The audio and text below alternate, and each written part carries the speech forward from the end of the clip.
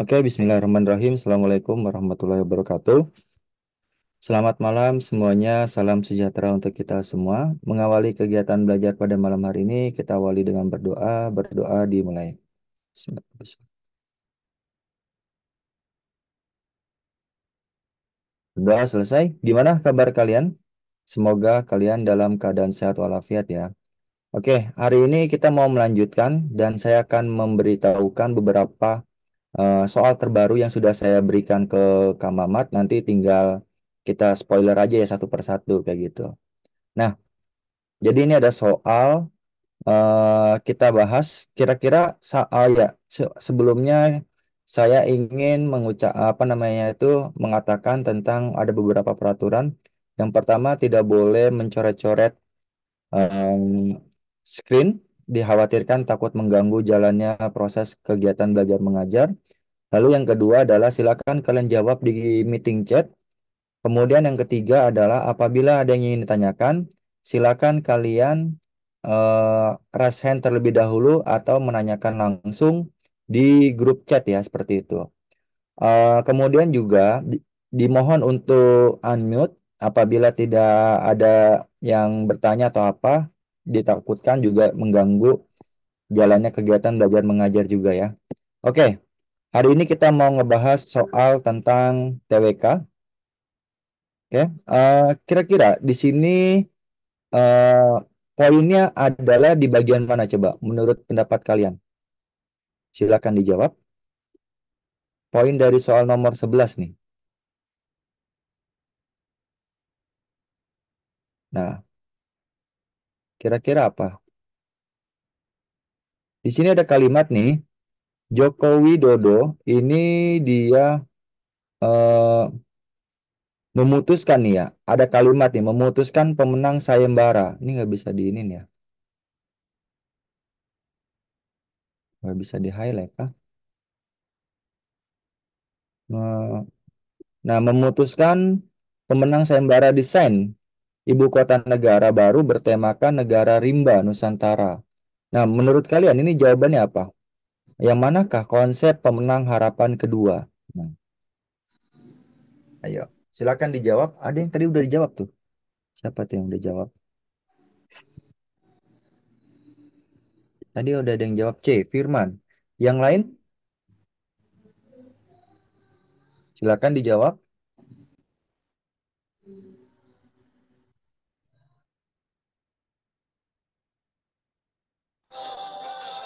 Yang mana?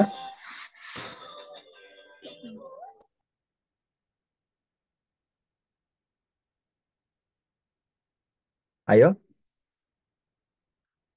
ada lagi yang mau menjawab? Manakah konsep apakah The Infinity City, Kota Seribu Galur, Jamrut Katulistiwa, Benua Rakyat Nusantara? Yang mana?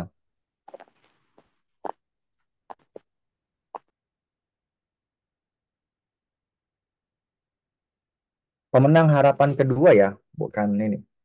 Nah, jawabannya adalah yang E, Benua Rakyat Nusantara, seperti itu. Nah, karena di sini ada sayembara berkaitan dengan tentang tema IKN ya, Ibu Kota Negara Baru, seperti itu. Nah, jadi kalau Jamrut Katulistiwa kan kita sudah sering mengenal nih bahwa negara Indonesia itu dilalui oleh garis Katulistiwa di kota Pontianak, Kalimantan Barat. Kemudian kalau The Infinity City, enggak ya, yang benar tuh adalah Benua Rakyat Nusantara, seperti itu. Ya, oke. Nah, jawabannya yang E. Nomor nomor 19 atau nomor 12. Silakan dijawab. Ayo, dijawab.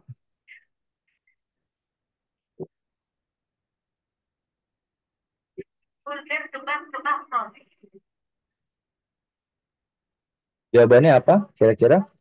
Poinnya ada di kalimat memproduksi berbagai jenis barang yang pemasarannya tidak hanya di dalam negeri. Corak dan warnanya juga sesuai dengan mode. Bentar ya, ada tukang pedagang soalnya. Bentar ya.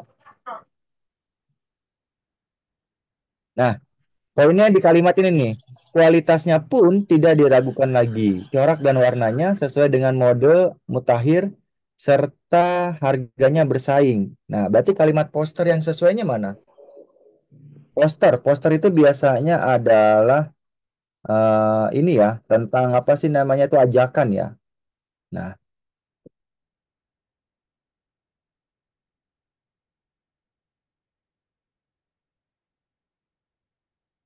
nah, yang mana menurut kalian? Negara kita maju di bidang sandang. Emang ngomongin sandang kah? Hmm, tidak ada ya. Di sini tidak ngomongin sandang ya. Mungkin berkaitan dengan ini kali ya, berkaitan dengan produksi ya. Produksi dalam negeri, produksi dalam negeri tidak kalah dengan buatan luar negeri. Oke. Tapi kan di dalam soal ini sudah dijelaskan juga ya. Kemudian barang dalam negeri kualitas luar negeri. Oke. Kemudian cintailah dan bersainglah produksi Indonesia. Pakailah produksi dalam dalam dan luar negeri ini enggak ya? Yang bukan. Berarti yang mana yang poster? B, D, B, C atau D? Menurut kalian yang mana?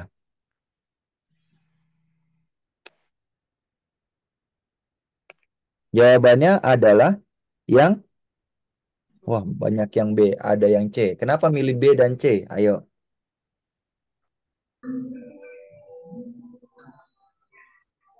Halo men, halo men.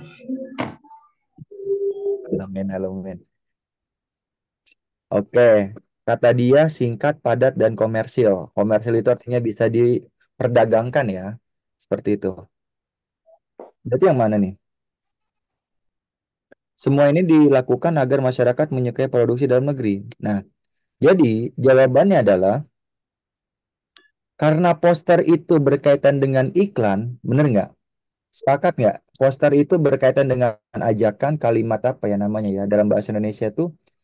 Nah, berkaitan dengan iklan, tentu saja ada dua hal yang perlu kita ini nih ya cermati nih. B dan C, produksi dalam negeri tidak kalah dengan buatan luar negeri.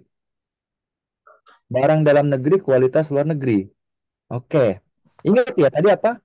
Poster itu adalah ajakan, ajakan untuk apa pembeli untuk membeli barang kita.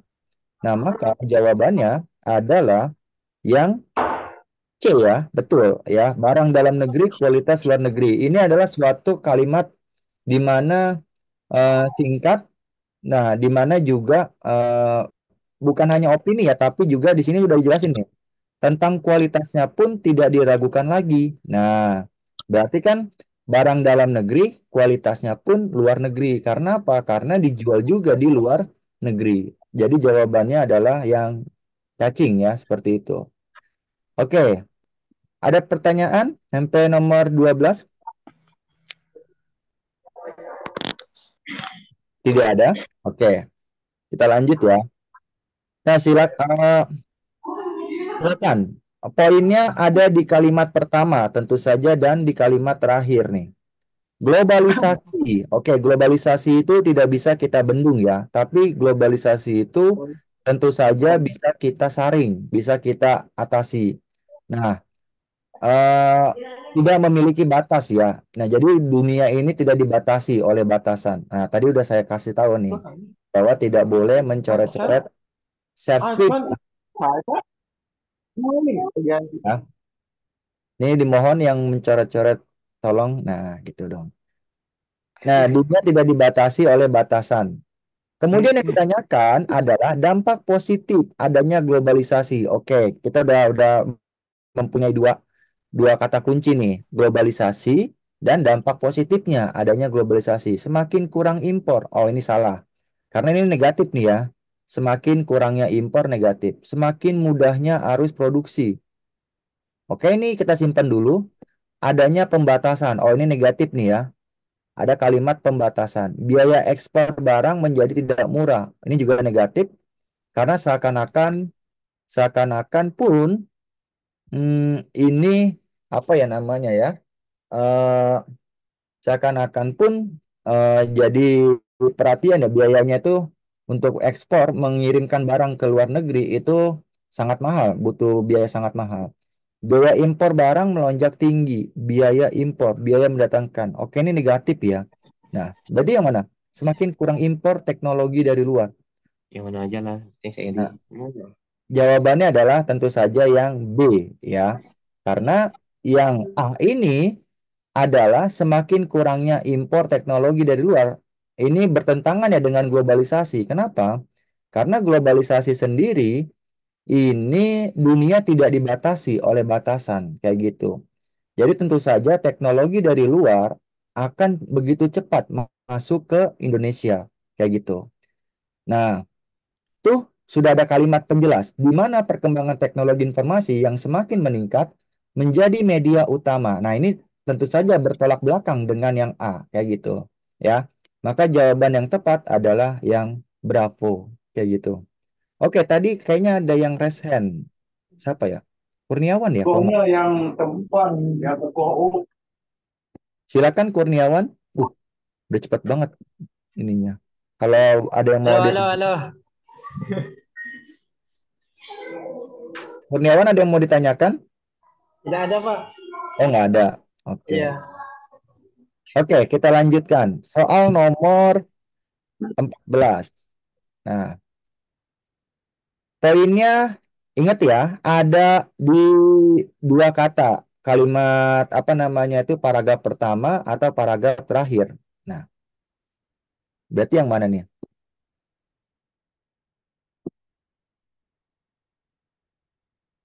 Bentar, bentar. Berarti yang mana jawabannya?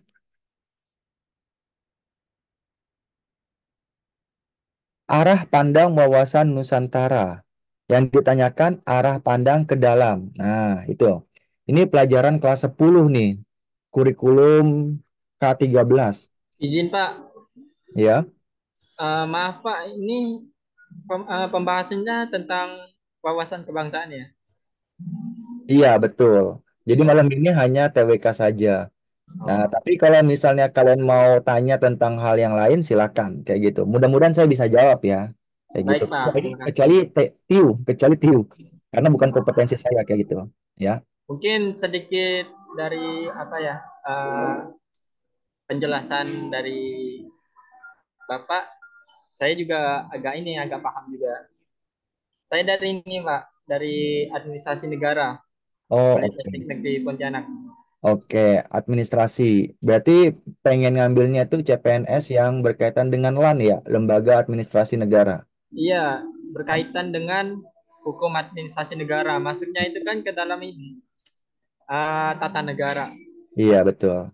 Jadi jadi lebih lebih spesifik lagi tuh hukum administrasi negara. Kan kalau hukum tata negara itu hanya berkaitan dengan lembaganya. Iya, benar. Nah, tugas dan fungsi lembaga negara. Kalau LAN atau administrasi negara itu berkaitan dengan hubungan antara pejabat-pejabatnya kayak gitu, berkaitan dengan birokrasi kayak gitu. Iya, benar, Pak. Seperti itu ya. Oke, Siapa? Oke, berarti ini ya wawasan ke dalam, wawasan ke dalam. Berarti yang mana jawaban kalian? Hmm, Bangsa Indonesia dalam semua aspek kehidupan internasional harus berusaha mengamankan kepentingan nasional. Oke. Hmm, ada dua nih ya. Kalau kalian belajar tentang wawasan Nusantara, tentu saja ada dua jawaban yang terkecoh nih. Bangsa Indonesia semua ada dalam semua aspek kehidupan internasional harus berusaha mengamankan. Lah, apa bedanya ya? Oh, sama nih ya. Ini yang A dengan C ini sama nih ya. Nah, ini sama. Berarti yang mana nih? Yang ditanyakan wawasan ke dalam. Wawasan ke dalam itu, oh ya, saya mau jelasin dulu wawasan Nusantara itu sendiri ya. Wawasan Nusantara itu pengertiannya, cara pandang, mungkin udah pernah saya sampaikan nih. Cara pandang bangsa Indonesia mengenai lingkungannya yang serba beragam. Nah, ya, cara pandang bangsa Indonesia mengenai lingkungannya yang serba beragam. Ada dua ini ya, iya kuncinya wawasan Nusantara. Nah, wawasan Nusantara ini berbeda dengan wawasan kebangsaan. Nah, kalau wawasan Nusantara hanya ngomongin lingkungan. Nah, fungsi ke dalam atau iya, fungsi ke dalam ini untuk mencegah terjadinya disintegrasi bangsa. Apa itu disintegrasi? Disintegrasi itu terjadinya perpecahan suatu bangsa. Sedangkan wawasan Nusantara keluar ini untuk mengamankan kepentingan nasional kita, baik dari kehidupan politik, ekonomi, sosial, budaya, kayak gitu.